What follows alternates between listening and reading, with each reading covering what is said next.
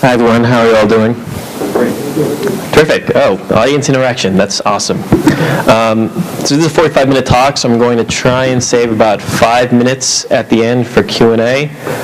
If I somehow run out of time, which has happened before, you can probably find me afterwards outside this room after the talk. All right, so let me just jump right in. My name is Kenneth Lee, product security engineer at Etsy. Let me just give a big shout out first to the Etsy security team, because honestly, 90% of this talk would not have been made possible without their hard work and effort in kicking so much ass. For those of you that don't know what Etsy.com is, I'm just going to give you like a very quick 5-second primer. Etsy is basically a marketplace where people can buy and sell handmade and vintage goods online. From a technical perspective, Etsy's often been quoted as being a website that pushes to production something like 30 plus times a day on average. Since we introduced a separate workflow for pushing out feature config changes, we've been able to bump it up to as high as 50 plus times a day on average. So the title of my talk is maybe a little deceptive. I maybe should have titled this, How to Deploy Security Fixes and Features While Making Sure You Do Not Break Your Website.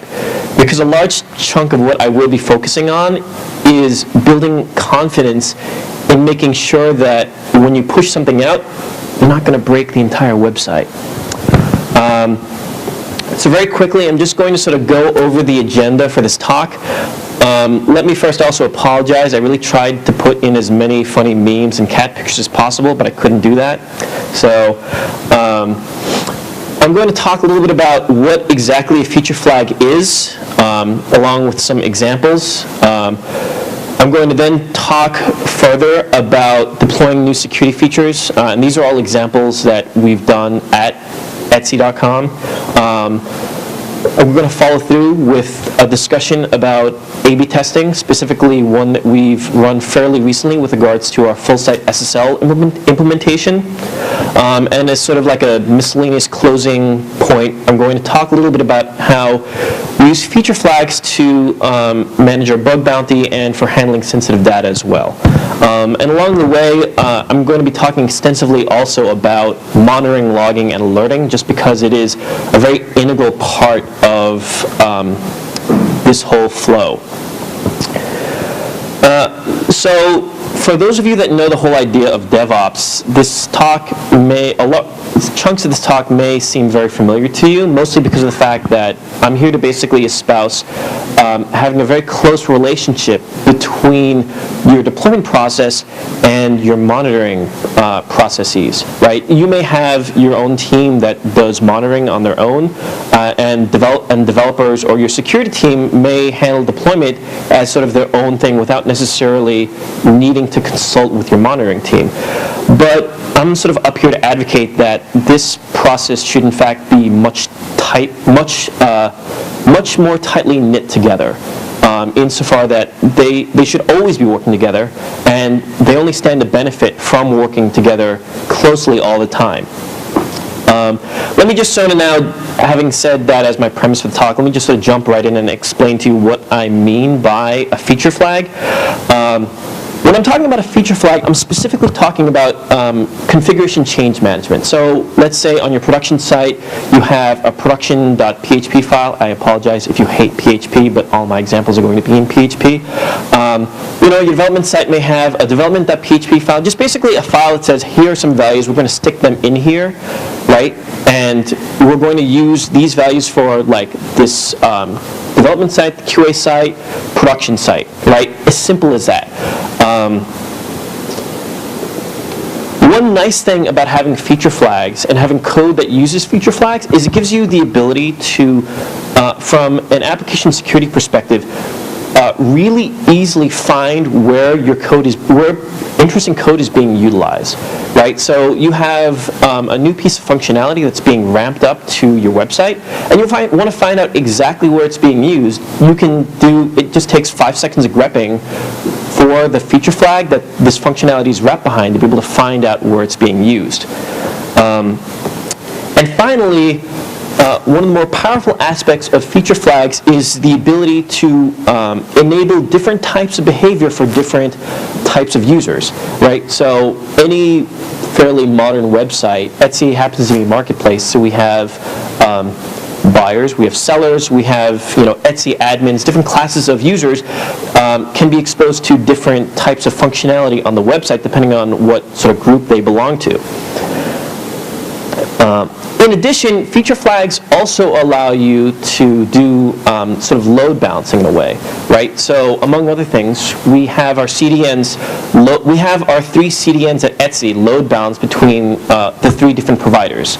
It's not, usually we tend to load balance them pretty evenly, but if need be, we can ramp up traffic, more traffic to a different provider if, say, another traffic is experiencing some outage problems. In addition, feature flags allow you, of course, to be able to ramp up new features with a fair degree of confidence. And by this, I mean you can basically present the patch that you want to implement to, say, 1%, 5%, 10%, or 50% of users that are visiting your website. And I'll go into some more details about the advantages that this sort of gives you from a developmental perspective.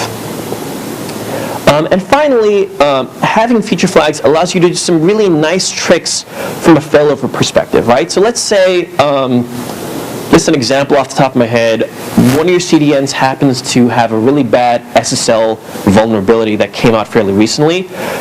Since it's all wrapped in a feature flag, you can just say, I'm going to stop using this particular CDN for the time being until they fix their stuff, right? Easy as pie. And finally, relating to A/B testing, feature flags allow you to get a very granular look at how the change that you made affects user visitations to your website. And I'm going to talk about that in more detail later as well. So some easy wins that you get from having feature flags and config-based change management is, and this sounds kind of obvious, but logging is one of them. And this is more by virtue of the fact that you kind of need to be on top of your logging game in order to fully take advantage of utilizing config-based change management. In addition, it also allows you to deploy fixes really quickly. And one of the main reasons for that is because of the fact that you've sort of decoupled the actual code that's being pushed from the state of the code being active. And I'll go into some more details about how we've done and handled that with regards to some issues that we've had to fix for our bug bounty. And finally, with regards to A/B testing, this allows you to get very precise metrics to determine, is this particular page actually slowing down performance? Is this causing users to actively stop visiting the site early? And it allows you to answer questions that you wouldn't normally be able to get the answers for otherwise. So here's a sort of a contrived feature flag example. This may be a little hard to see, but I'm going to give some details into what you're seeing here. What this is basically a server config that specifies a variable called CSP, which stands for Content Security Policy. It just specifies a couple array elements, the first one being enabled, meaning that this is set to being on. It specifies another element, Firefox being on, Chrome being on, and then it specifies a data array that simply says we're going to specify a Firefox header that says one thing, and then a Chrome header that's slightly different, presumably for Chrome users. And then for the Firefox policy and Chrome policy, we have 2 separate policies that we have in place there. So let's look at what the code actually looks like that uses a feature flag.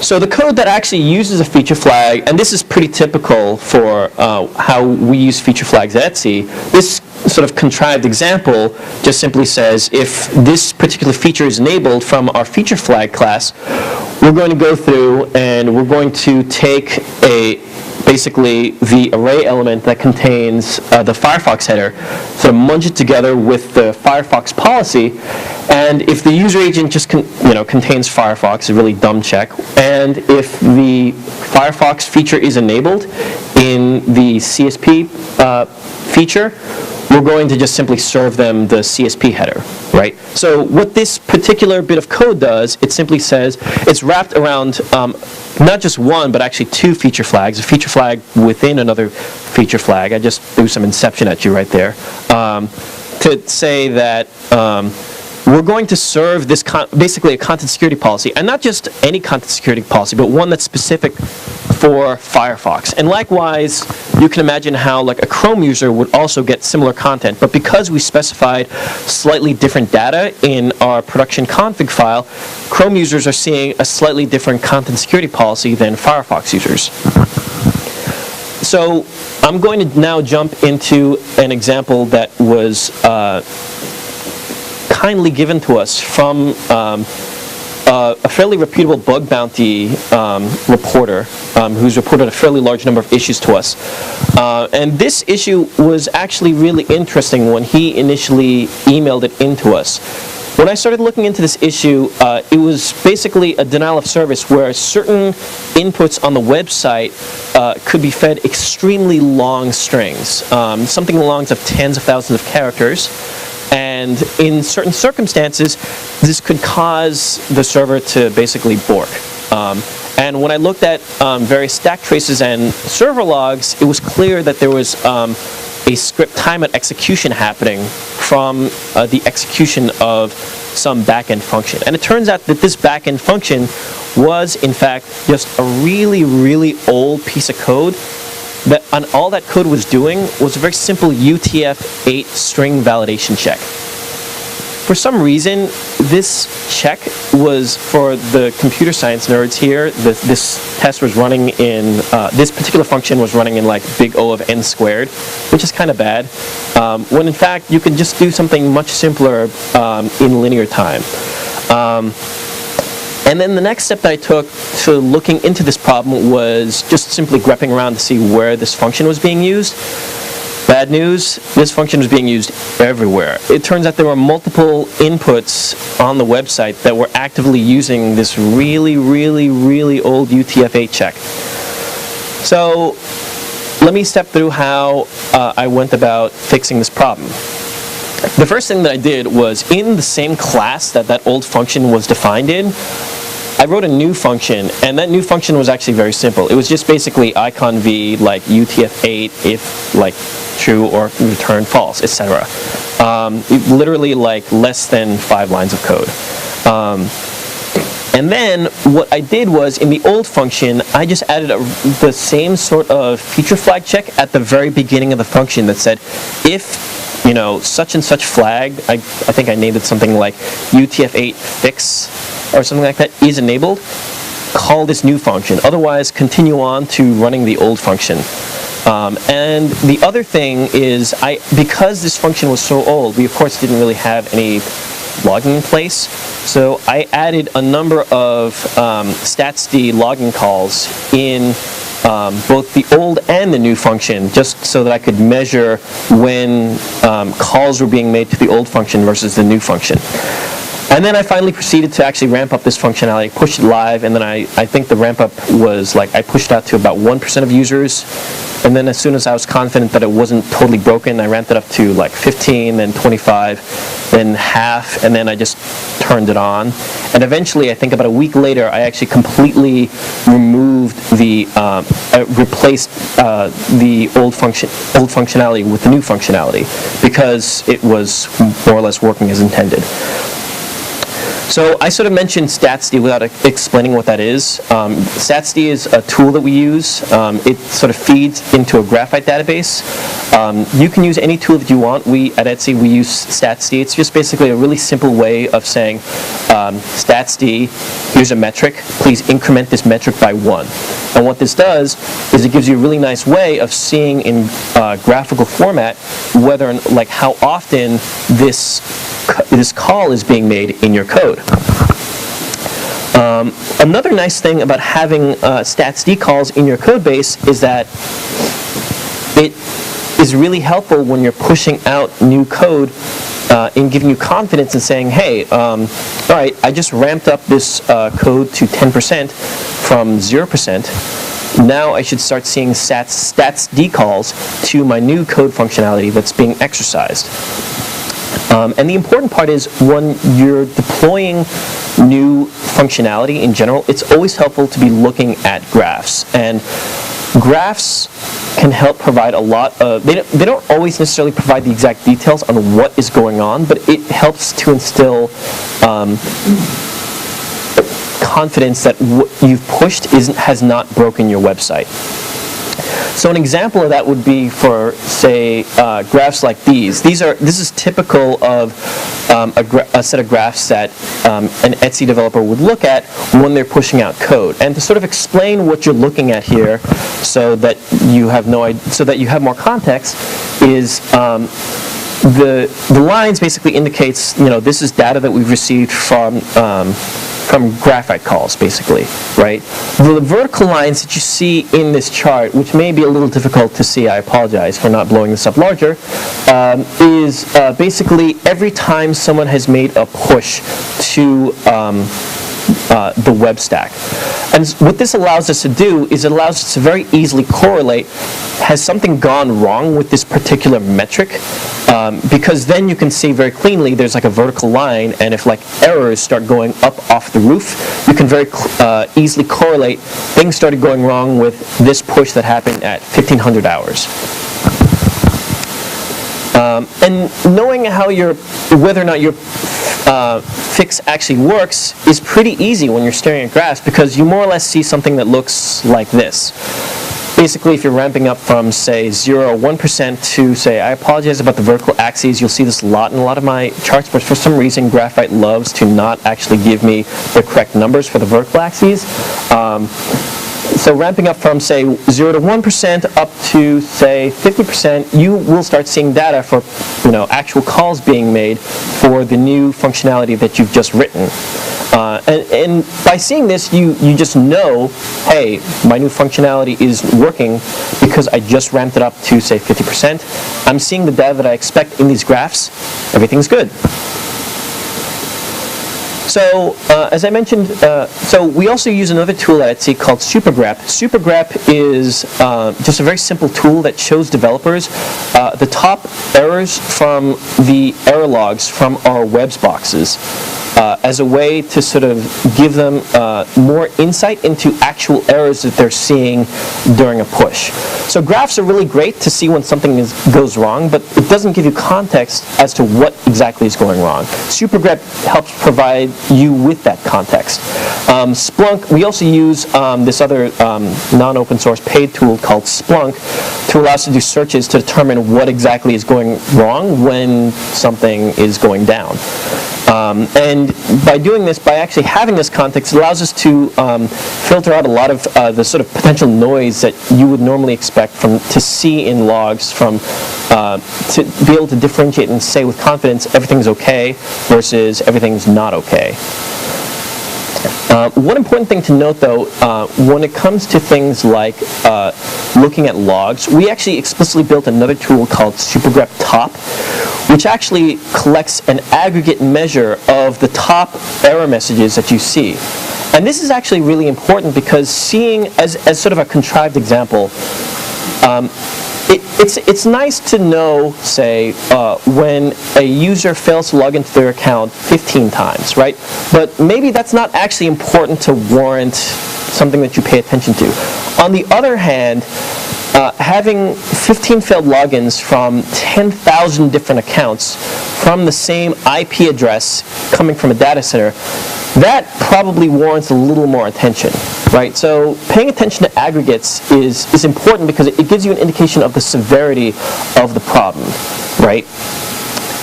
And as I'm sort of alluding to in this talk, you can use this for alerting purposes, for security alerting purposes as well.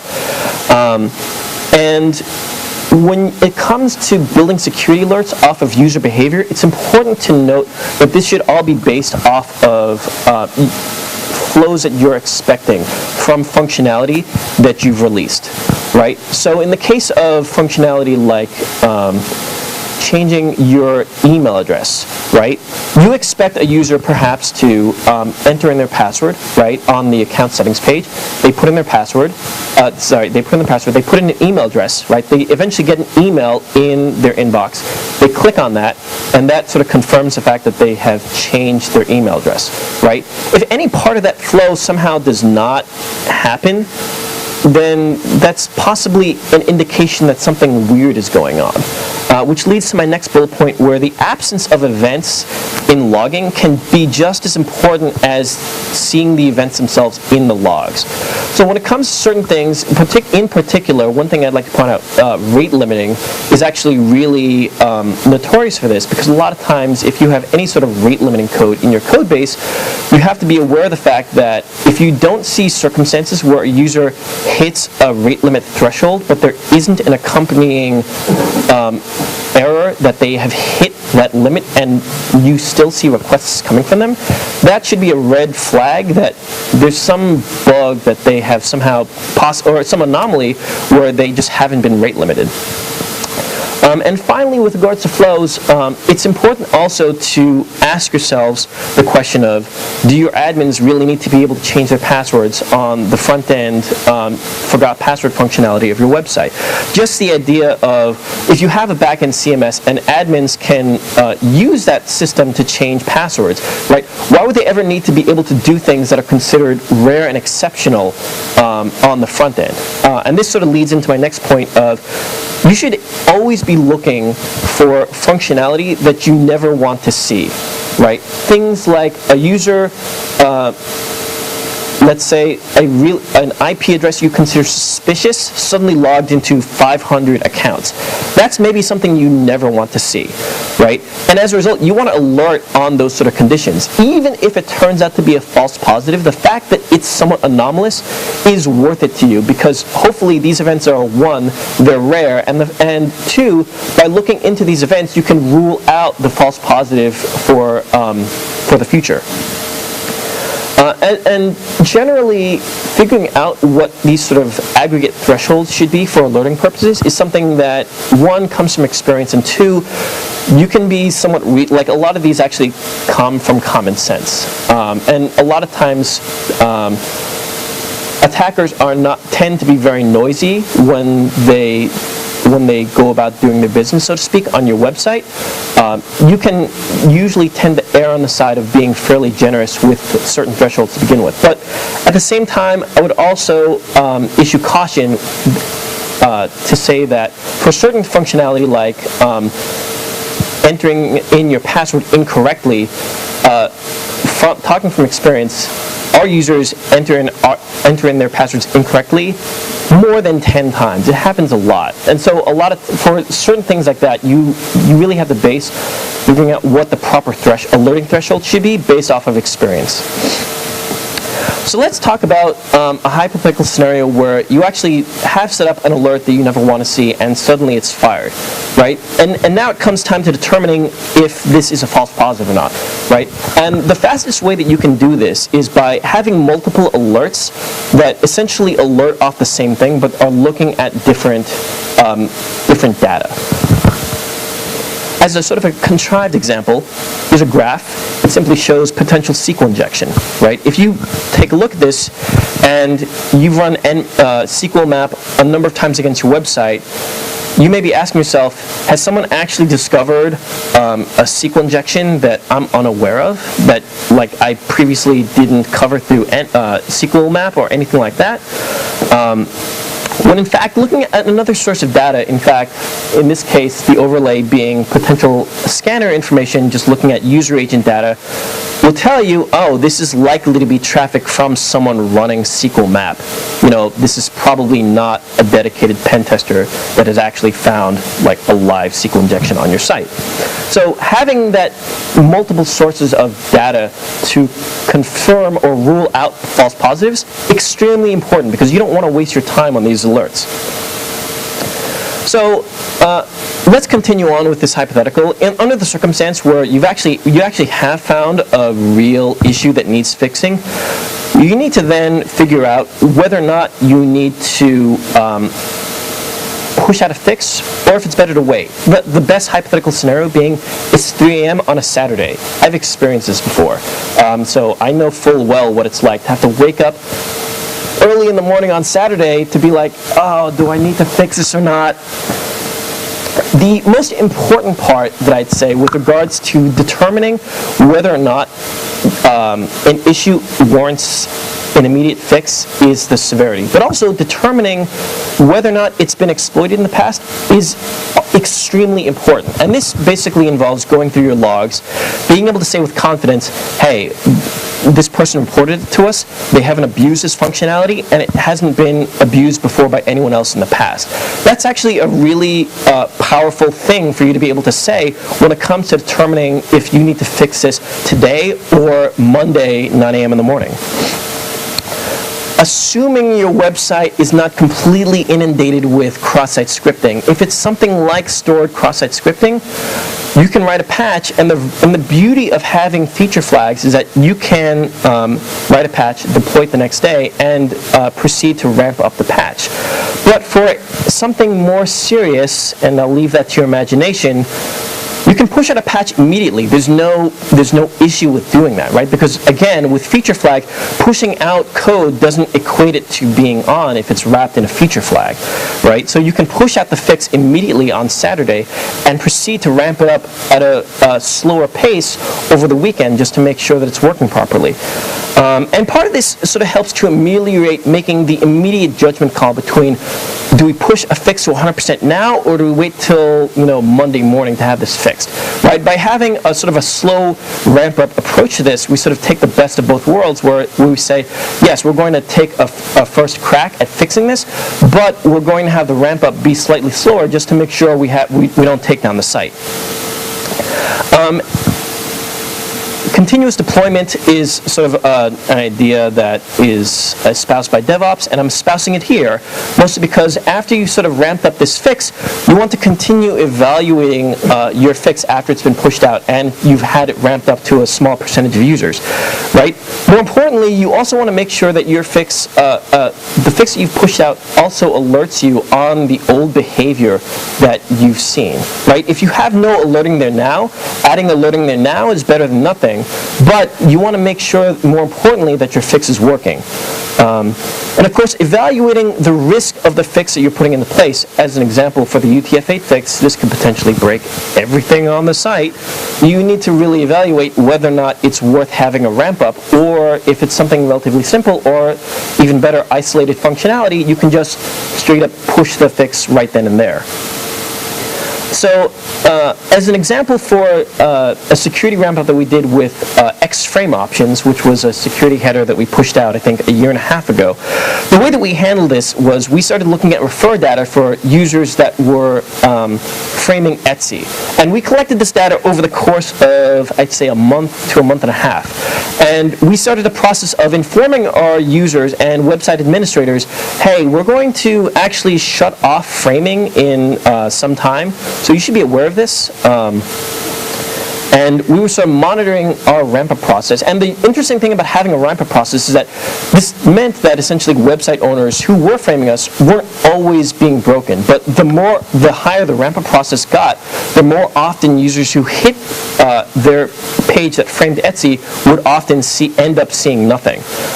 So the end result was one where when we hit 100%, there was a small percentage of users where their websites that were framing Etsy were just completely broken. And they just more or less had to, well, I tried this again for a second time, deal with it. So another example that I'm going to talk you through is how we've used content security policy for full-site SSL deployment. We use this primarily to detect on-domain mixed content, and we primarily use this to ramp up a report-only CSP for a small percentage of users visiting Etsy. And we then ran a Splunk report every week to follow through on the top 30 results and fix them for mixed content. Another feature that I'm just going to sort of go through, I realize I'm actually running out of time a lot faster than I realized, so I'm going to go through this fairly quickly. Last year we also rolled out two-factor authentication for Etsy Etsy.com. So when you logged in and you had two-factor authentication as a setting for Etsy, you were presented with an SMS token that you had to put in to be able to finish logging into the website. There are a number of different SMS providers made available to us. Just a very brief example. Provider A was really cheap for us, but also not so great, whereas provider B was really great, but also really expensive. So we were sort of stuck in a conundrum determining which provider we should end up using. And so what we ended up doing was we decided to enable both providers using feature flags. And an important caveat that we learned also from ramping up two-factor auth for Etsy is that the flow for users logging in using two-factor authentication is actually very specific. And all the bugs that we've found from two-factor auth have been from instances where we've not detected a specific thing happening in a part of the two-factor auth flow.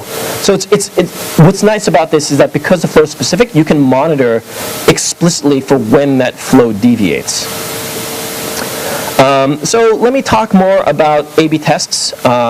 So as I mentioned at the beginning of this talk, config-based changes allow you to ramp up a specific variant of your website, right? And you can collect metrics based off of people visiting this variant of your website that you've presented, and can do some more complex analysis, like are they leaving before they buy an item sooner than compared to the control version of Etsy, right? We want to know definitively, is this functionality causing people to leave the site? And the important part when running an A/B test is that you have to be prepared to do a lot of work to work out all the bugs for your functionality. And also, it's important to be very specific in who you're targeting for your A/B tests, right? So in all of our full-site SSL tests, we've been very specific in targeting, say, sellers or buyers in all of our A/B tests. The way that we've ramped this up is we've had this as an opt-in solution that we provided for users. But we've also given the option of having full-site SSL as a preference in their security page that allows them to opt out of having full-site SSL, with the goal being that we would make this the default for all of Etsy.com. In other words, you would no longer be able to opt out of having full-site SSL. So let me bring this back to A/B testing a little bit. We wanted to roll out full-site SSL as a feature to, say, all logged out users of the site, right? A very specific subset of users.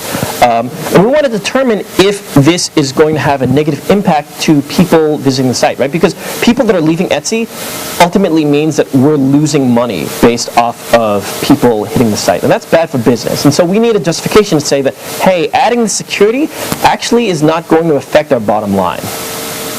And so the hypothesis that we came up with for A/B testing was that full-site SSL would not have a noticeable impact on site visitations. So the way that we proceeded to do this A/B ramp up is we ramped this up for the specific subset was all logged out users of Etsy. We ramped this up for 20% of all explicitly all logged out users of Etsy. And we started collecting data over a period of about 2 weeks. And the results basically validated our hypothesis of saying there was no statistically significant difference between the control version and the version with full-site SSL enabled for logged out users that such that our hypothesis was validated. So what if your hypothesis isn't validated by the data you're collecting, right? So it's quite possible that you need to look back and iterate through your functionality. There could be bugs in what you've implemented. That's very possible. Security features aren't immune from developer bugs, right? Which is why I mentioned a couple slides earlier, you need to be extensively prepared to debug the feature you're rolling out for an A/B test. And the way that this works is you want to be agile about this, as agile about this as possible. When you find issues, fix them, rerun the A/B tests, and continue on with your ramp-up after the A/B test once you're certain that your hypothesis is validated. So at the conclusion of a ramp-up, because we determined that everything is working as expected, we're going to go forth with making full-site SSL the default for all logged-out users. Of course, for some users that still have this preference, they will, for some reason or another, just simply turn off full-site SSL for no apparent reason. And what's really nice, though, about having all this graphing and logging is the ability to say, hey, we're keeping track of all these users who are disabling or have disabled full-site SSL as a preference. Oh, we've actually just shut that off as the default as of February 26th. So being able to say that and say with confidence this is no longer a thing we do is great from a security perspective. I'm going to jump right in. I have 10 minutes left, so I'm going to still try and get to your questions at the end, but I may end up rushing this. We started our bug bounty program about a year and a half ago. The way that this program works is that a kindly reporter sends us an issue, and the security team usually has to go through the process of investigating the cause of this issue. Of course, feature flags makes this a lot easier because when you know what feature flag to look for, you can find everywhere that it's being used in the code. One of the interesting side effects, though, about our bug bounty that we didn't initially anticipate was that when we launched our bug bounty, it actually decreased the number of pushes that we experienced for the first day or two, mostly because of the fact that we received such a large amount of scanning activity that it was causing a tremendous amount of noise that developers were seeing in SuperGrep. And so this inadvertently caused the deployment of new fixes and also fixes for the bug bounty to slow down as we were trying to work out all these issues. So an important lesson from all this is considering, if you ever do want to launch your own bug bounty, sort of the impact that scanners, and this is true even if you don't run a bug bounty program, just thinking about the impact that scanners can have on your logging and reporting systems. One of the ways that we solved this problem was by running our own scanning tool on a separate web box, just looking at the error messages that it produced and then working through and killing, either fixing all the important error messages that needed fixing or making all the error messages that weren't as important as we thought into info log messages. And finally, time management is especially crucial in the case of our bug bounty.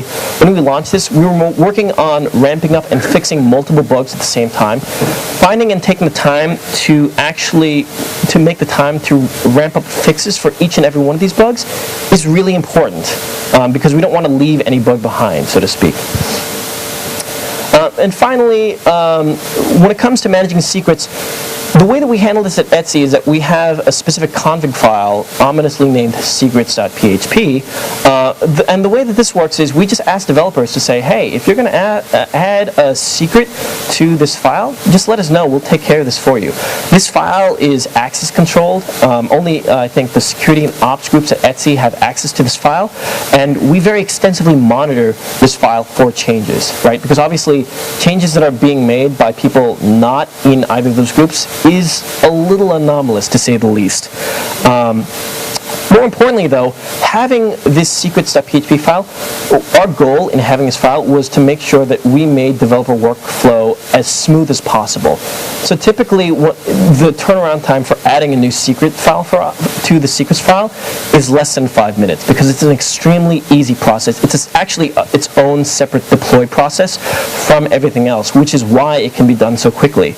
And the most important part, I'd say, about having this sort of secrets file in its own config is that it helps keep security in the loop, right? As sort of like a last-ditch effort, if a developer goes up to you and says, hey, I'd like to add this SHA-1 secret to the secrets file, and you're completely caught off guard. And again, because they're adding this as a part of to the secrets file and haven't necessarily actually deployed their code yet, there's still time for you to actually conduct a code review to say, hey, what exactly are you using this for? You know, would it be cool if I just review the code that you're going to push out that relates to this? Yeah. So I actually turned out to I ran this talk a little more quickly than I expected, but I still have about 6 minutes for questions. Some closing thoughts about this talk.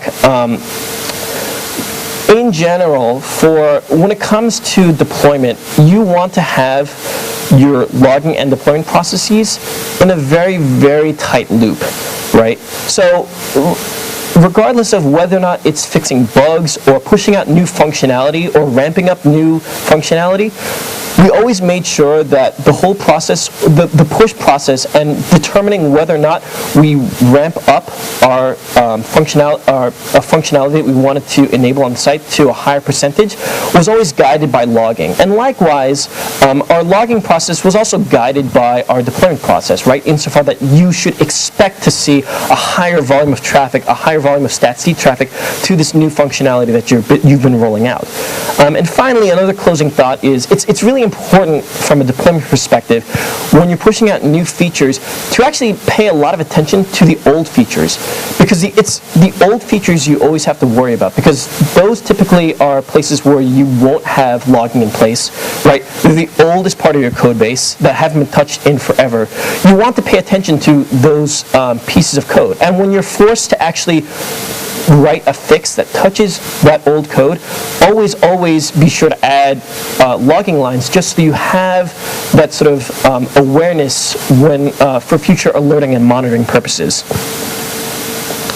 That's all I got for my talk. So, and finally, the last line, always make sure that when you deploy with confidence. And the whole idea of having feature flags is so that you're not ever forced into a scenario where it's all or nothing when it comes to pushing out a security fix, right? You should never be forced into a circumstance where you have to decide, hey, this is a risky fix for this potentially serious bug, but it might break the entire website. Feature flags gives you the flexibility to make sort of an in the middle sort of decision of saying, we're going to ramp this up to just 5% of users and see if it breaks everything. If it doesn't, we're going to continue on and push this fix out to everyone.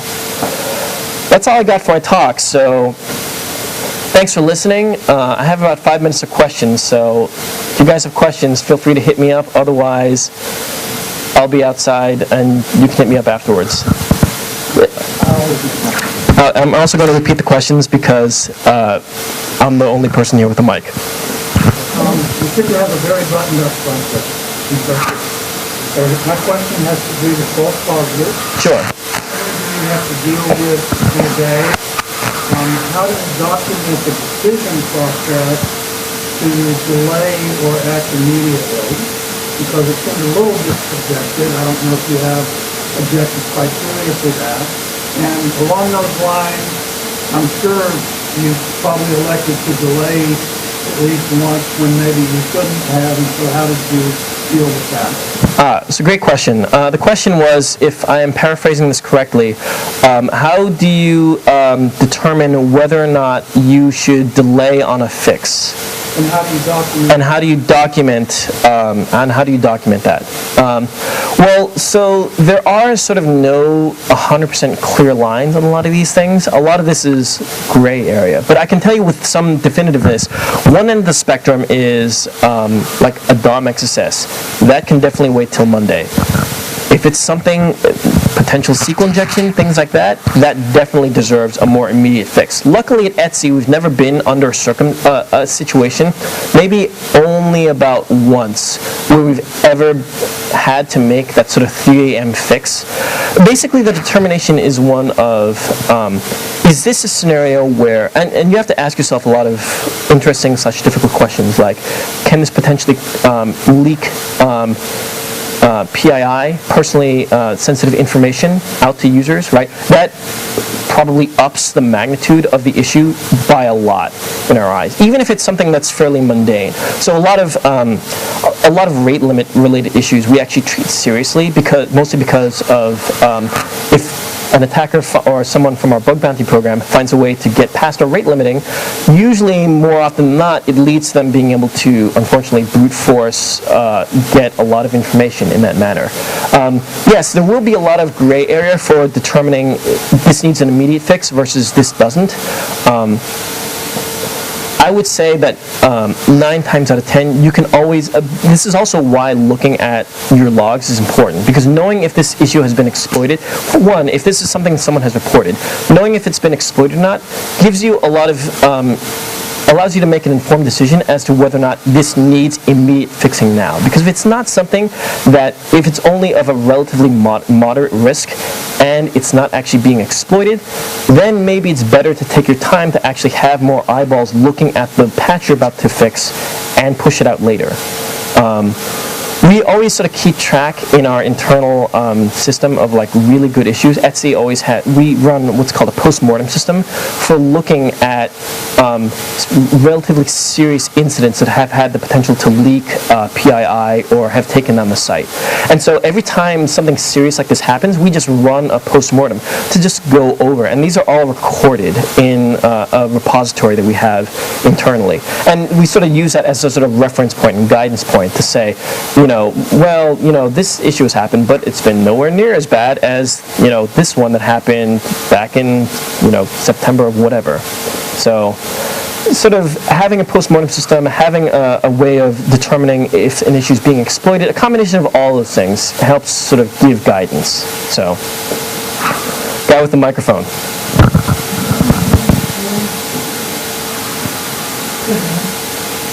I can repeat the question, so.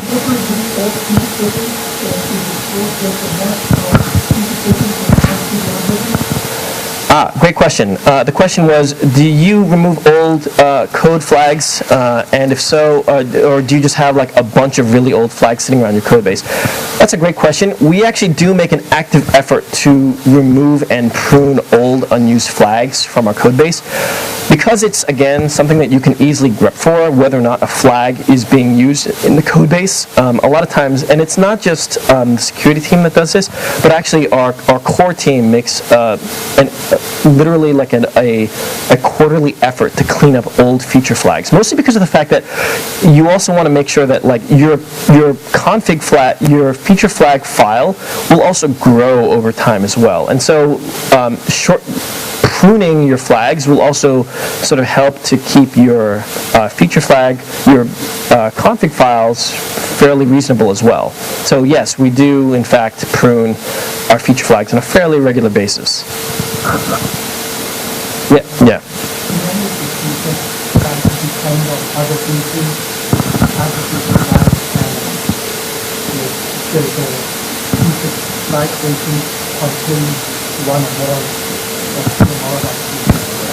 So the question was, do feature flags depend on other feature flags? And if so, are there features that can have one or more feature flags in them?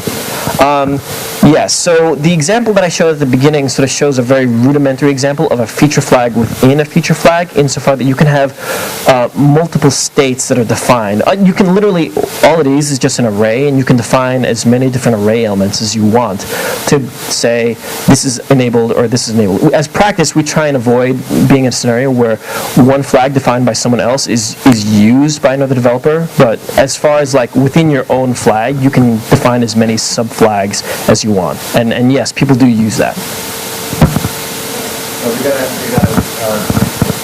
Cool. So I'm out of time, so if you have any more questions, feel free to hit me up. I'll be outside this room.